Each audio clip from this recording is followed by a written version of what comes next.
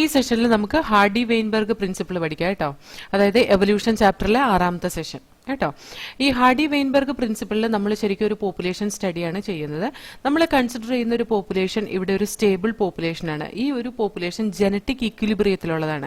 Genetic ഇക്വിലിബ്രിയത്തിലുള്ളത് എന്ന് പറഞ്ഞാൽ അതിന്റെ ജനറ്റിക് കോമ്പോസിഷൻ സ്റ്റേബിൾ ആയിട്ടുള്ളത്, ജനറ്റിക് കോമ്പോസിഷന് ഓൾട്ടറേഷൻ ഒന്നും നടക്കാത്ത ഒരു പോപ്പുലേഷനാണ് നമ്മൾ കൺസിഡർ ചെയ്യുന്നത്.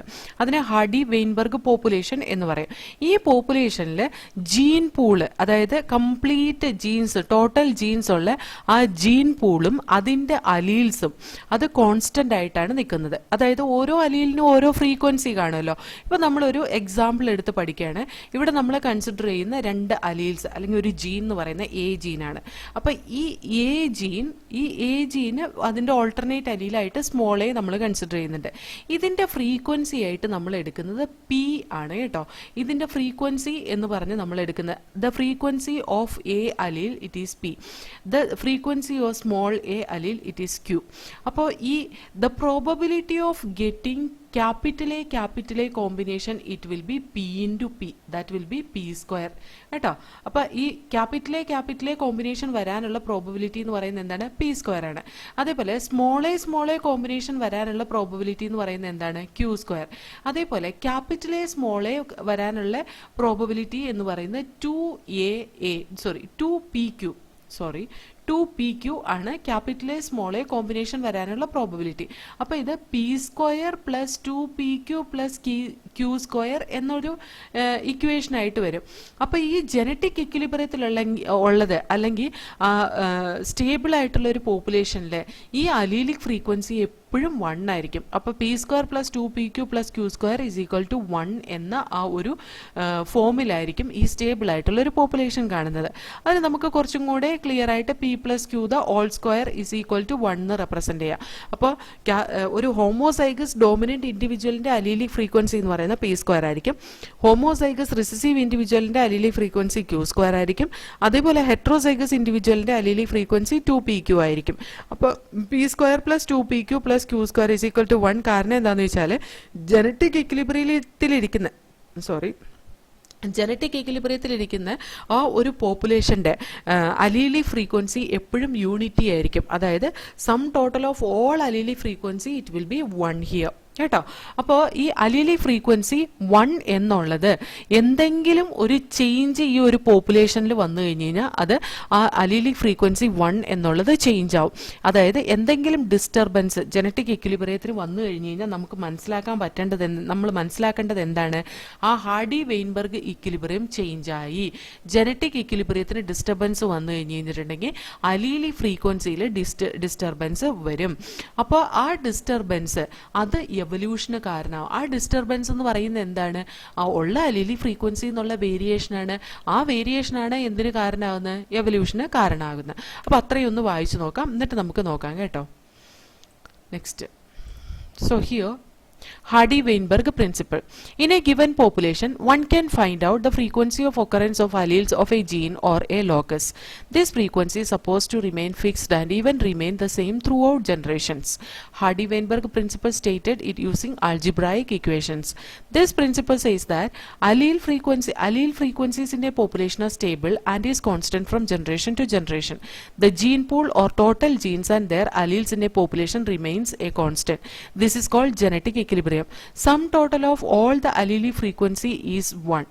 Individual frequencies, for example, can be named as P, Q, etc.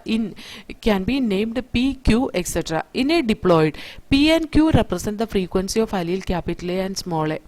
The frequency of capital A individual in a population is simply P square.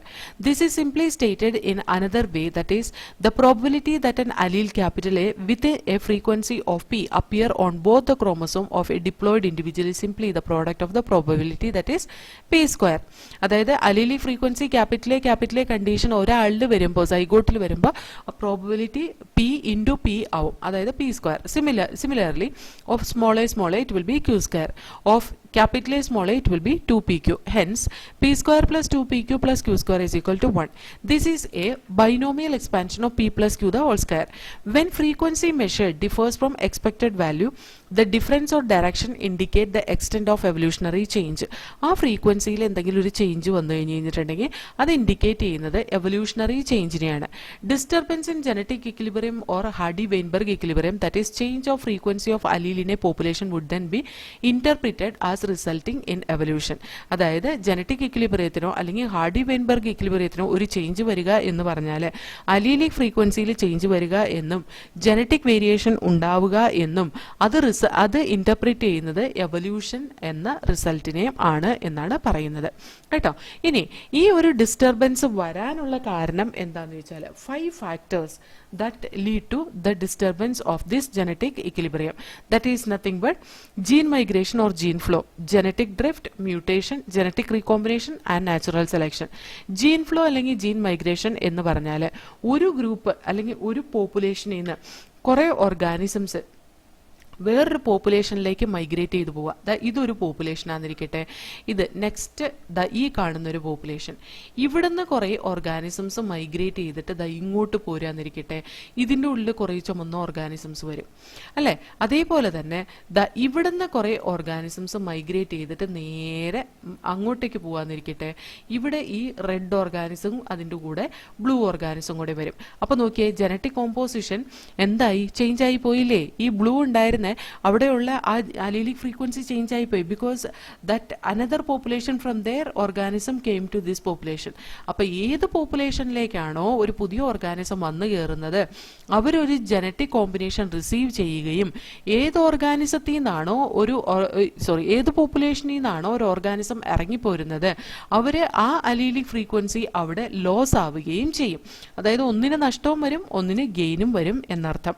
ഈ ജീൻ ഫ്ലോ കൊണ്ട് gene frequency change ചെയ്യാം അല്ലെങ്കിൽ അലീൽ frequency change ചെയ്യാം കേട്ടോ. അതേപോലെ തന്നെ next one വന്നിട്ട് genetic drift ആണ്. ജനറ്റിക് ഡ്രിഫ്റ്റ് എന്ന് പറയുന്നത് എന്താണ്, ആക്സിഡന്റൽ ജീൻ ഫ്ലോ ആണ്. ചില സമയത്ത് അലീലി ഫ്രീക്വൻസി പെട്ടെന്ന് ചേഞ്ച് ആവും, അതായത് അത് പെട്ടെന്ന് സ്പീഷിയേഷനും കാരണമാവും. അതാണ് ജനറ്റിക് ഡ്രിഫ്റ്റ് എന്ന് പറയുന്നത്, ആക്സിഡന്റലി ജീൻ ഫ്ലോ നടക്കുന്നത്. ഞാനൊരു എക്സാമ്പിൾ പറഞ്ഞുതരാം. ഇപ്പോൾ ഒരു പയർ തോട്ടത്തിൽ കുറേ ഇൻസെക്ട്സ് ഉണ്ട്. ആ ഇൻസെക്ട്സ് ഒരു വർഗത്തിൽ പെടുന്ന ഒരു തരം വണ്ട് പോലത്തെ പ്രാണിയാന്നിരിക്കട്ടെ. വേറൊരു പയറുതോട്ടത്തിൽ ഏകദേശം 3-4 കിലോമീറ്റർ ദൂരെയുള്ള വേറൊരു പയറുതോട്ടത്തിൽ അതേപോലെ തന്നെ വണ്ടുണ്ട്. പക്ഷെ ആദ്യം കണ്ട പയറുതോട്ടത്തിൽ ചുമന്ന കളർ വണ്ടാണെങ്കിൽ രണ്ടാമത് കണ്ട പയറുതോട്ടത്തിൽ വണ്ടിന്റെ കളർ ബ്ലൂ കളറാണെന്നിരിക്കട്ടെ. ഈ ചുമന്ന കളർ വണ്ട് ബ്ലൂ കളർ വണ്ടുള്ള പയറുതോട്ടത്തിലേക്ക് ആക്സിഡന്റലി ഡ്രിഫ്റ്റ് ചെയ്യപ്പെടും. അതെങ്ങനെയാണെന്നറിയോ, ഇപ്പൊ ഈ പ്രാണികളെയൊക്കെ കൊത്തി തിന്നുന്ന ചില പക്ഷികൾ ഉണ്ടാവുമല്ലോ. അപ്പൊ ഈ പക്ഷികള് ഒരു പയറുതോട്ടത്തിൽ വന്നിരിക്കുമ്പോൾ അവിടെയുള്ള ചുമന്ന വണ്ടുകളെ മുഴുവൻ കൊത്തി തിന്നുകൊണ്ടിരിക്കുകയായിരുന്നു.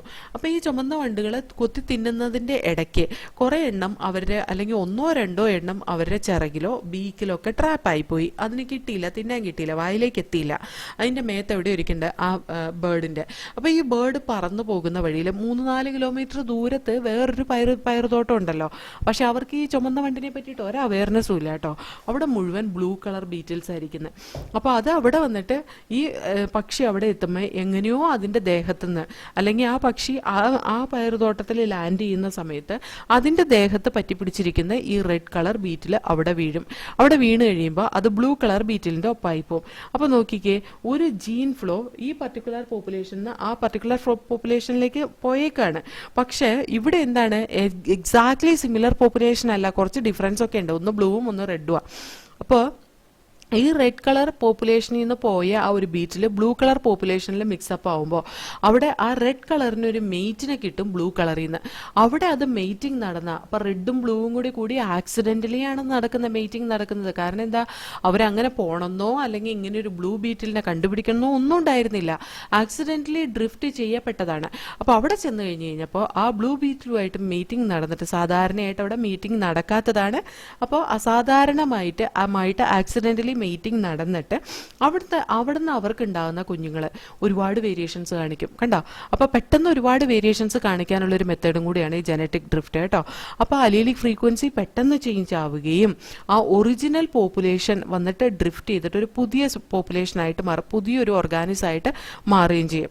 അപ്പോൾ ആ കേസിൽ അത് എന്താ പറയുക, ഒരു പുതിയ സ്പീഷീസ് പെട്ടെന്ന് ഉണ്ടാവാൻ ഇത് കാരണമാവും.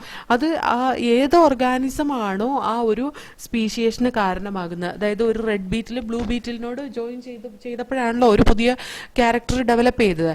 ആ റെഡ് ബീറ്റിലും ബ്ലൂ ബീറ്റിലും കൂടി ഉണ്ടാക്കുന്ന ഒരു എഫക്റ്റിനെ ഫൗണ്ടർ എഫക്റ്റ് എന്ന് പറയും. അതുപോലെ ആ പേരൻസ് ആയിട്ടുള്ള റെഡ് ബീറ്റിലിനെ ബ്ലൂ ബീറ്റിലിനെ നമ്മൾ എന്ത് പറയും? ഫൗണ്ടർ സ്പീഷീസ് എന്ന് പറയും. പുതിയതായിട്ടുണ്ടാകുന്ന പ്രോജനി എങ്ങനെയായിരിക്കും?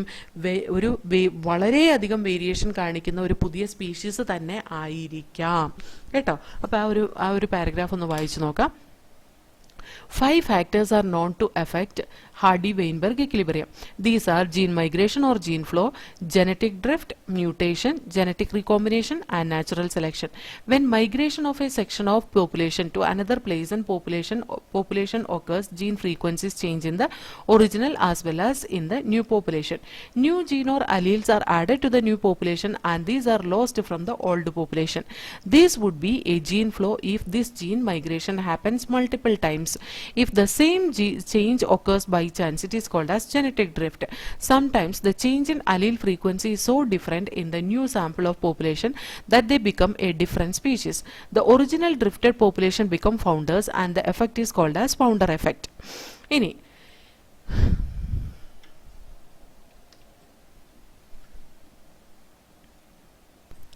അടുത്ത ജനറ്റിക് എക്വിലിബ്രിയം ചേഞ്ച് ചെയ്യാനുള്ള കാരണമായിട്ട് പറയുന്നത് എന്താണ്? മ്യൂട്ടേഷൻ. ഇപ്പോൾ മൈക്രോബിയൽ പോപ്പുലേഷനിലൊക്കെ ആണെങ്കിൽ എന്തെങ്കിലും ഒരു മ്യൂട്ടേഷൻ നടന്നാൽ അതെന്തെങ്കിലും ഒരു അഡ്വാൻറ്റേജ് അതിന് ഉണ്ടാക്കുന്നുണ്ടെങ്കിൽ ആ തരത്തിലുള്ള ഓർഗാനിസംസ് സെലക്ട് ചെയ്യുകയും അതൊരു ന്യൂ ഫീനോടൈപ്പ് എക്സ്പ്രസ് ചെയ്യുന്നതും ആയിട്ട് കാണാം. അത് കുറേ ജനറേഷൻസ് അത് പുതിയ പ്രോജനീസ് ഉണ്ടാക്കുമ്പോൾ സ്പീഷിയേഷനും നടക്കാം. അതേപോലെ അടുത്ത റീസൺ എന്ന് പറയുന്നത് നാച്ചുറൽ സെലക്ഷൻ ആണ്.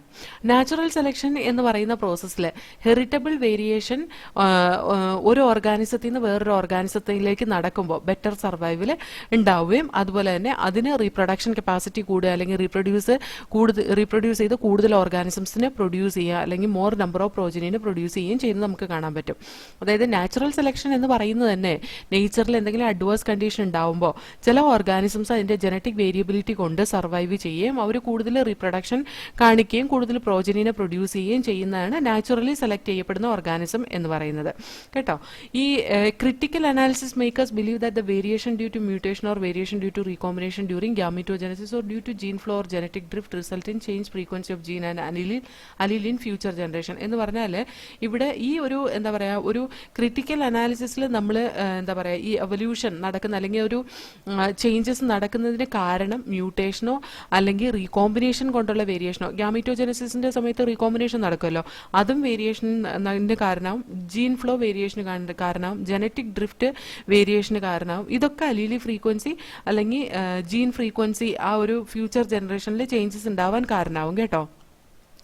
ഇതെല്ലാം കൂടി കൂടിയിട്ട് ഒരു റീപ്രൊഡക്റ്റീവ് സക്സസ് ഉണ്ടാവുമ്പോഴാണ് ഈ എന്താ പറയുക നാച്ചുറൽ സെലക്ഷൻ നാച്ചുറൽ സെലക്ഷൻ്റെ കേസിൽ ഒരു റീപ്രൊഡക്റ്റീവ് സക്സസും കൂടി ഉണ്ടാവുമ്പോഴാണ് ശരിക്കും പറഞ്ഞാൽ ഇതൊരു നാച്ചുറൽ സെലക്ഷൻ എന്ന് പറയുന്ന ആ ഒരു ഈവൻറ്റ് അതിലുണ്ടാക്കുന്ന ആ ഒരു വേരിയേഷൻ അത് എവല്യൂഷനിലേക്ക് ലീഡ് ചെയ്യുന്നു എന്നുള്ള ആ ഒരു കോൺസെപ്റ്റ് നമുക്കിവിടെ ക്ലിയർ ആയിട്ട് മനസ്സിലാകുന്നത്. അതായത് നാച്ചുറൽ സെലക്ഷനാണ് ഇവിടെ ഏറ്റവും കൂടുതൽ എന്താകുന്ന ഒരു വേരിയേഷന് കാരണമാവുന്നു അതുപോലെ ജനറ്റിക് എക്വിലിബ്രിയം ചേഞ്ച് ചെയ്യാൻ കാരണമാവുന്നു. ഈ നാച്ചുറൽ സെലക്ഷൻ ഇവിടെ വളരെ ഇമ്പോർട്ടൻ്റ് ആണ്. ഞാൻ പറഞ്ഞുതരാം. അതിനു മുമ്പ് ആ ഗ്രാഫ് ഒന്ന് എടുക്കട്ടെ. ഗ്രാഫിനെ റെപ്രസെന്റ് ചെയ്തിട്ടാണ് നമ്മളത് എക്സ്പ്ലെയിൻ ചെയ്യേണ്ടത് കേട്ടോ. സി ഹിയർ ഹാർഡി-വെയിൻബർഗ് പ്രിൻസിപ്പിളിൽ നാച്ചുറൽ സെലക്ഷൻ കൊണ്ട് ജനറ്റിക് എക്വിലിബ്രിയം ചേഞ്ച് ആവാം. നാച്ചുറൽ സെലക്ഷനിൽ ഇതൊരു phenotypic organism by natural selection വഴി ചെയ്യപ്പെട്ട ഒരു ഫീനോടൈപ്പിക് ഓർഗാനിസംസ് ആണ്. Medium sized individuals are favoured എന്നാണ് പറഞ്ഞിട്ടുള്ളത്. അതായത് ഇപ്പോൾ ഒരു പോപ്പുലേഷനിൽ ഇപ്പം നമ്മളൊരു പോപ്പുലേഷൻ എടുക്കുക. ആ പോപ്പുലേഷനിൽ ഓർഗാനിസത്തിനെ നമുക്ക് ഒരു 3 അങ്ങ് ഡിവൈഡ് ചെയ്യാം. അതിൻ്റെ സൈസ് അനുസരിച്ച് ഡിവൈഡ് ചെയ്യുക. ഞാനിവിടെ ഒരു എക്സാമ്പിൾ മാത്രം പറയുന്നതാണ് കേട്ടോ. ഇവിടെ അത് പറയാനുള്ള കാരണം medium sized individuals are favoured എന്ന് പറഞ്ഞ സൈസ് കൊടുത്തിട്ടുണ്ട്. അതുകൊണ്ടാണ് ഞാൻ സൈസ് തന്നെ എടുത്ത് എക്സാമ്പിൾ പറയുന്നത്. അപ്പോൾ ഒരു പോപ്പുലേഷനിൽ ഒരു കൂട്ടം ഓർഗാനിസത്തിൽ അവിടെ വളരെ ചെറിയ ഓർഗാനിസവും മീഡിയം സൈസ്ഡ് ഓർഗാനിസവും അതേപോലെ തന്നെ വലിയ സൈസുള്ള ഓർഗാനിസവും ഉണ്ടെന്നിരിക്കട്ടെ. അത് ചില കാരണങ്ങൾ കൊണ്ട് ഒരു പർട്ടിക്കുലർ ഗ്രൂപ്പ് സെലക്ട് ചെയ്യപ്പെടാം. അതെങ്ങനെയൊക്കെ ആയിരിക്കാം എന്ന് പറഞ്ഞാൽ നാച്ചുറൽ സെലക്ഷൻ ചിലപ്പോൾ സ്റ്റേബിൾ പോപ്പുലേഷനെ ആയിരിക്കാം സെലക്ട് ചെയ്യുന്നത്, അതല്ലെങ്കിൽ ഡയറക്ഷണൽ സെലക്ഷൻ ആയിരിക്കാം ചെയ്യുന്നത്, അല്ലെങ്കിൽ ഡിസ്റപ്റ്റീവ് സെലക്ഷൻ ആയിരിക്കാം ചെയ്യുന്നത്. എന്താണ് ഈ സ്റ്റെബിലൈസേഷൻ പോപ്പുലേഷൻ, എന്താണ് ഈ ഡയറക്ഷണൽ സെലക്ഷൻ, എന്താണ് ഈ ഡിസ്റപ്റ്റീവ് സെലക്ഷൻ, ഇതാണ് നമ്മൾ ഇനി നോക്കാൻ പോകുന്നത്. സ്റ്റെബിലൈസേഷൻ പോപ്പുലേഷൻ എന്ന് പറഞ്ഞാൽ മീഡിയം സൈസ്ഡ് ഓർഗാനിസത്തിനെ സെലക്ട് ചെയ്യപ്പെടുന്നതിനെയാണ് സ്റ്റെബിലൈസേഷൻ പോപ്പുലേഷൻ എന്ന് പറയുന്നത്. നേച്ചർ സെലക്ട് ചെയ്യുന്നതാണ് ഇതിനെ. എന്തുകൊണ്ടായിരിക്കാം ഈ പറയുന്ന മീഡിയം സൈസ്ഡ് ഓർഗാനിസത്തിനെ മീഡിയം സൈസ്ഡ് ഓർഗാനിസം സെലക്ട് ചെയ്യപ്പെടുന്നത് എന്ന് നമുക്കൊന്ന് നോക്കാം. See here, ഇവിടെ വളരെ ചെറിയ ഓർഗാനിസം ഉണ്ട്, മീഡിയം സൈസ്ഡ് ഓർഗാനിസം ഉണ്ട്, വളരെ വലിയ ഓർഗാനിസം ഉണ്ട്. അതിനകത്ത് മീഡിയം സൈസ്ഡ് ഓർഗാനിസത്തിന് മാത്രം നേച്ചർ ഫേവർ ചെയ്യുക, അവിടെ നിലനിൽക്കട്ടെ, ബാക്കി 2 പോട്ടേന്ന്. അത് എന്തുകൊണ്ടായിരിക്കാം? ഒരു കാരണം ആ നേച്ചറിൽ അവർ ജീവിക്കുന്ന ഹാബിറ്റാറ്റിൽ ഫുഡിൻ്റെ സ്കാഴ്സിറ്റി വന്നു. ഫുഡിൻ്റെ സ്കാഴ്സിറ്റി വന്നു കഴിഞ്ഞപ്പോൾ ഈ വളരെ വലിയ ഓർഗാനിസം, ആ ഒരു പോപ്പുലേഷനിലുള്ള വളരെ വലിയ ഓർഗാനിസത്തിന് ഒരുപാട് ഫുഡ് വേണം. അപ്പോൾ അവർക്ക് സർവൈവ് ചെയ്യാൻ പറ്റില്ല. അവരെന്തായിപ്പോയി? എക്സ്റ്റിങ്ക്റ്റ് ആയിപ്പോയി എന്നല്ല, അവരെ കുറച്ച് നമ്പർ കുറഞ്ഞു പോയി. അതേപോലെ തന്നെ ഏറ്റവും കുഞ്ഞു ഓർഗാനിസം, ആ കുഞ്ഞു ഓർഗാനിസത്തിനെ വേറെ പ്രെഡേറ്റേഴ്സ് ഈസി ആയിട്ട് വന്ന് തിന്നു പോയിക്കൊണ്ടിരുന്നു. അപ്പൊ മീഡിയം സൈസ്ഡ് ഓർഗാനിസത്തിന് ആ പ്രെഡേറ്ററിന് തിന്നാൻ പേടിയാണ്. മീഡിയം സൈസ്ഡ് ഓർഗാനിസത്തിന് അത് പിടിച്ചില്ല. പക്ഷേ ഏറ്റവും ചെറിയ ഓർഗാനിസത്തിനെ പ്രെഡേറ്റർ വന്ന് പിടിച്ചു. അപ്പൊ പ്രെഡേറ്റർ വന്ന് ചെറിയ ഓർഗാനിസത്തിനെ പിടിച്ചപ്പോൾ ചെറിയ ഓർഗാനിസത്തിന്റെ നമ്പർ കുറഞ്ഞു. അതേപോലെ തന്നെ നേച്ചറിൽ സ്കാഴ്സിറ്റി വന്നപ്പോൾ, ഫുഡിന്റെ സ്കാഴ്സിറ്റി വന്നപ്പോൾ വലിയ ഓർഗാനിസത്തിന് ഒരുപാട് ഫുഡ് വേണം. അതിന് ഫുഡ് കിട്ടാതെ അതിന്റെ നമ്പറും കുറഞ്ഞു. അപ്പോൾ ഇവിടെ ആരാണ് ഫേവർ ചെയ്ത് നിൽക്കുന്നത്? അവിടെ അഡാപ്റ്റ് ചെയ്ത് നിൽക്കാൻ കഴിയുന്ന ആർക്കാണ്? Medium sized organism. അവർ കുറച്ച് സാക്രിഫൈസ് ചെയ്ത് കുറച്ച് ഫുഡെങ്കിൽ കുറച്ച് ഫുഡ് മതി എന്നുള്ള ആ ഫീഡിങ് എഫിഷ്യൻസി വെച്ചിട്ട് അവരവിടെ സർവൈവ് ചെയ്തു. ഫീഡിങ് എഫിഷ്യൻസി അവിടെ മീഡിയം സൈസ്ഡ് ഓർഗാനിസത്തിനായിരുന്നു കൂടുതൽ. അത് ആ പോപ്പുലേഷൻ സ്റ്റെബിലൈസ്ഡ് പോപ്പുലേഷൻ ആയിട്ട് സെലക്ട് ചെയ്യപ്പെട്ടു. മീഡിയം പോപ്പുലേഷൻ, അതിനെയാണ് സ്റ്റെബിലൈസിങ് സെലക്ഷൻ എന്ന് പറയുന്നത്. ഇനി ഡയറക്ഷണൽ സെലക്ഷൻ എന്ന് പറയുന്ന ഒന്നുപോലെ ഏറ്റവും ചെറിയ ഓർഗാനിസം സെലക്ട് ചെയ്യപ്പെടും, അല്ലെങ്കിൽ ഏറ്റവും വലിയ ഓർഗാനിസം സെലക്ട് ചെയ്യപ്പെടും. ഏറ്റവും ചെറിയ ഓർഗാനിസം, അതായത് ലെഫ്റ്റ് സൈഡിലുള്ള ഓർഗാനിസം മാത്രമാണ് സെലക്ട് ചെയ്യപ്പെടുന്നതെന്നിരിക്കട്ടെ. അതെങ്ങനെയായിരിക്കും? സീ ഹിയർ, ആ ഫുഡിന്റെ സ്കാഴ്സിറ്റി വന്നപ്പോൾ മീഡിയം സൈസ് ഓർഗാനിസത്തിനും വലിയ ഓർഗാനിസത്തിനും ഒരുപാട് ഫുഡ് വേണം. അവർക്ക് ഫുഡിന്റെ സ്കാഴ്സിറ്റി കൊണ്ട് പതുക്കെ അവരുടെ നമ്പർ കുറയും, അവരുടെ റീപ്രൊഡക്റ്റീവ് എഫിഷ്യൻസി കുറയുകയും ചെയ്തതോടുകൂടി അവരുടെ ആ ഒരു പോപ്പുലേഷൻ സൈസ് കുറഞ്ഞു. പിന്നെ allelic frequency for the short organism അല്ലെങ്കിൽ സ്മോൾ ഓർഗാനിസം ആണ് കൂടിയത്.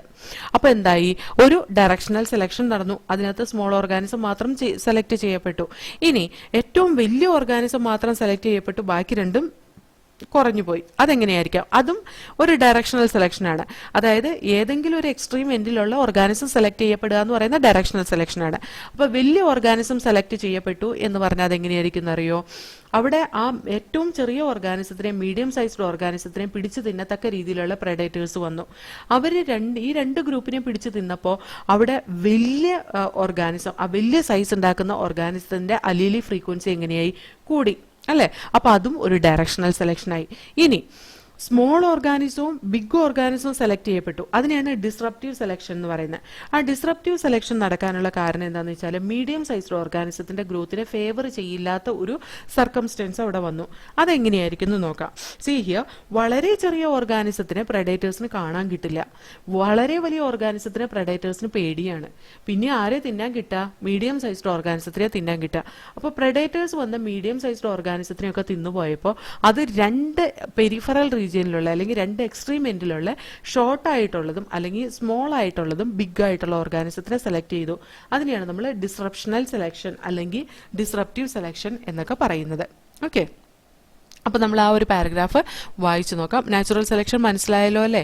ഈ സ്റ്റെബിലൈസിങ് പോപ്പുലേഷനും അതുപോലെ തന്നെ ഡയറക്ഷണൽ സെലക്ഷനും ഡിസ്റപ്റ്റീവ് സെലക്ഷനും ഇതൊക്കെ ഇടയ്ക്കിടയ്ക്ക് ചോദിക്കുന്ന ക്വസ്റ്റ്യൻ ആണ് കേട്ടോ. Directional change, more individual or disruption selection, peripheral characters രണ്ടും സെലക്ട് ചെയ്യപ്പെടുന്നതിനാണ് ഡിസ്റപ്റ്റീവ് സെലക്ഷൻ എന്ന് പറയുന്നത്. അപ്പോൾ അതൊക്കെ എന്താവും ഈ അലീലി ഫ്രീക്വൻസിയിൽ ചേഞ്ച് വരാൻ കാരണമാവും. കാരണം അവിടെ ഒന്നുപോലെ ചെറുത് മാത്രം സെലക്ട് ചെയ്യപ്പെടുമ്പോൾ ബാക്കി ജീനൊക്കെ കുറഞ്ഞു പോയില്ലേ, അപ്പോൾ അലീലി ഫ്രീക്വൻസി കുറഞ്ഞില്ലേ, അവിടെ അലീലി ഫ്രീക്വൻസിയിൽ വേരിയേഷൻ വന്നില്ലേ. അങ്ങനെ microbial experiment show that pre existing advantages mutations when selected will result in observation of new phenotype. അതായത് മൈക്രോബിയൽ എക്സ്പെരിമെന്റിൽ കാണിക്കുന്നത് എന്താണെന്ന് വെച്ചാൽ ഓൾറെഡി എക്സിസ്റ്റ് ചെയ്യുന്ന പ്രീ എക്സിസ്റ്റിംഗ് അഡ്വാൻറ്റേജസ് മ്യൂട്ടേഷൻ, അതായത് അഡ്വാൻറ്റേജസ് ആയിട്ടുള്ള മ്യൂട്ടേഷൻസ് സെലക്ട് ചെയ്യപ്പെടുകയും അത് ഒരു ന്യൂ ഫീനോടൈപ്പിന് കാരണമാവുകയും ചെയ്യുമ്പോൾ അത് എന്താവും, ആ ഒരു ജനറ്റിക് ഇക്വിലിബ്രിയത്തിൽ വേരിയേഷൻ കാണിക്കും. Over few generations this would result in speciation. കുറേ ജനറേഷൻ അങ്ങനെ നിലനിന്നാൽ അത് സ്പീഷിയേഷനും കാരണമാവും. Natural selection is a process in which heritable variation enabling better survival are enable to reproduce and leave greater number of progeny. Natural സെലക്ഷനിൽ heritable variations better സർവൈവലിന് സഹായിക്കുകയും അവർ പുതിയ പുതിയ ഓസ്പ്രിങ്ങിനെ ഒരുപാട് നമ്പർ പ്രോജനിനെ പ്രൊഡ്യൂസ് ചെയ്യുകയും ചെയ്യും. A critical analysis makes us believe that variation due to mutation or variation due to recombination during gametogenesis or due to gene flow or genetic drift result in changed frequency of gene and allele in future generation. നമുക്ക് ഈ സ്റ്റഡിയിൽ നിന്ന് മനസ്സിലാക്കാൻ കഴിയുന്ന ഒരു കാര്യമാണ് mutation അല്ലെങ്കിൽ variation due to recombination കൊണ്ടുള്ള variation അല്ലെങ്കിൽ മ്യൂട്ടേഷൻ. റീകോമ്പിനേഷൻ നടക്കുന്ന ഗാമീറ്റോജനസിന്റെ സമയത്താണ്. അതേപോലെ തന്നെ ജീൻ ഫ്ലോ കൊണ്ട്, ജനറ്റിക് ഡ്രിഫ്റ്റ് കൊണ്ട്, ഇതൊക്കെ അലീലിക് ഫ്രീക്വൻസി അല്ലെങ്കിൽ ജീൻ ഫ്രീക്വൻസിയിൽ ഫ്യൂച്ചർ ജനറേഷനിൽ ചേഞ്ചസ് വരുത്തും. And coupled to enhance reproductive success, natural selection make it look like different population. അതായത് റീപ്രൊഡക്റ്റീവ് സക്സസ് ഉണ്ടാക്കാൻ വേണ്ടിയിട്ട് നാച്ചുറൽ സെലക്ഷൻ അത് another way of changing the അലീലിക് ഫ്രീക്വൻസിയാണ്. Natural selection can lead to stabilisation in which more individual acquire mean character value. Natural സെലക്ഷനിൽ mean character select ചെയ്യപ്പെടാം, അതിന് stabilisation എന്നാണ് പറയുക.